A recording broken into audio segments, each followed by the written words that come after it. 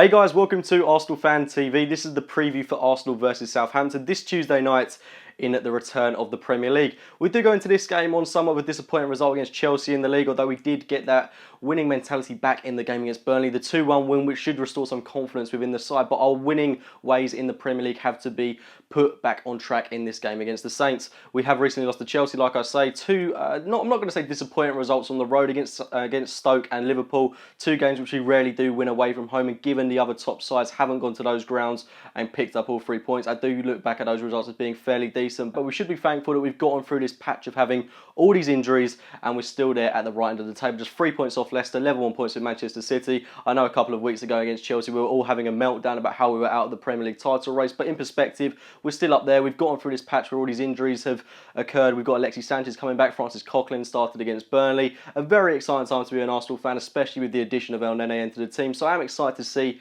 how this last phase of the season will pan out. But we have got to get a win against Southampton. That goes without saying. It won't be an easy game, and we're not really helped that with the news that Thomas Rosicky is going to be out for 6 weeks. We should be thankful in a way that it's not a pivotal player to the Arsenal side, but nonetheless I'm absolutely devastated that Rosicky's going to be out for a further 6 weeks after just getting back into the Arsenal side against Burnley, coming onto the pitch for about 20 or 30 minutes. The bloke's absolute class in my opinion, and for him to get yet another injury after just coming back into the side, it does really show that age is taking a toll on his body. But I do still think, irrespective of that, he can offer so much to this Arsenal team. So for him to be out for a big patch of the season now is rather devastating, like I say. But I mean, it's something we've got to deal with, and I should reiterate, at least it's not someone that's so pivotal to this Arsenal side, but he is a player that can offer a boost, especially at this point in the season. But this game against Southampton, they've recently had a couple of great results, winning 3-0 against West Brom, 2-0 against Watford, and most notably the 1-0 win away from home against Manchester United. And as good as Southampton were in that game,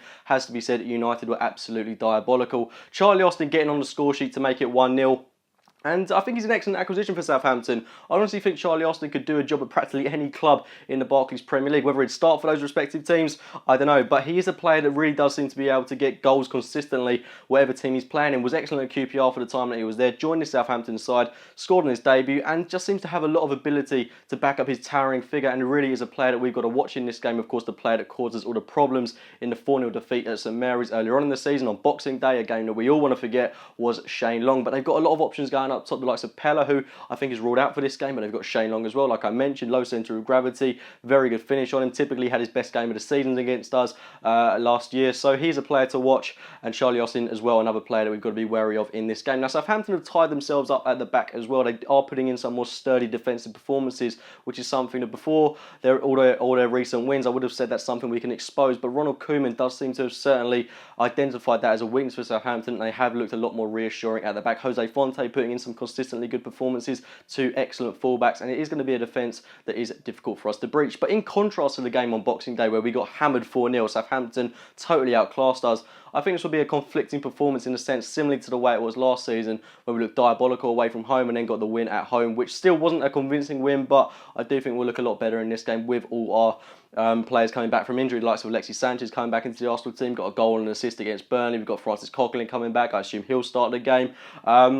I do want to see a more reassured defensive performance from Arsenal. I'm still yet to be totally convinced by Gabriel and Koscielny at the back, which I know sounds completely contradictory on my behalf. Earlier on in the season, I was screaming out for these two to be starting every single game for Arsenal, but they don't really seem to complement each other just yet. I do think there is still potential for these two to have an excellent partnership for many years to come, but they just need to get to know each other a bit more. They need to communicate a bit more. But at the moment, it is looking a bit like when we had Koscielny and Vermaelen starting games, where the two players are so technically good in their own way that they can't really put a partnership together, and they are very good, unique individuals, but they can't seem to build a partnership together just yet. But it is exciting to see. Maybe they were just having off games against Burnley. Who knows? They have looked rather good this season whenever they have played, so I don't want to judge them too harshly just yet. I do think we noticeably miss Per Mertesacker when he is out of the side, but saying that, I do think Gabriel has to be cementing a place in this Arsenal side, and I do think him and Koscielny are the partnership to come for many years. I just think they need to convince a few more people, such as myself, and I have no doubts whatsoever that they will be able to do that. We'll will definitely be boosted by the likes of Aaron Ramsey and Mesut Ozil coming back into the side. We lost a lot of fluidity